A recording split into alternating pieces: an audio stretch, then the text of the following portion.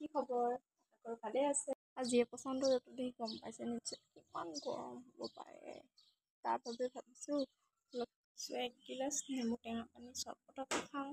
তাৰ বাবে যাব লাগিব বাৰীলৈ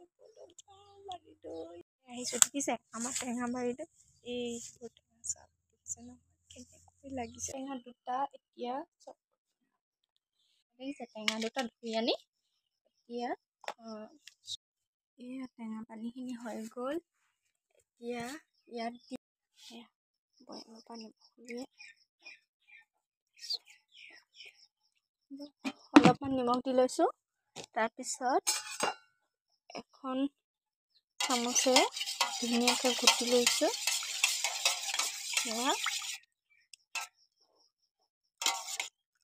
ফাইনেলি হৈ গ'ল মোৰ টেঙাৰ পানী ৰেডি।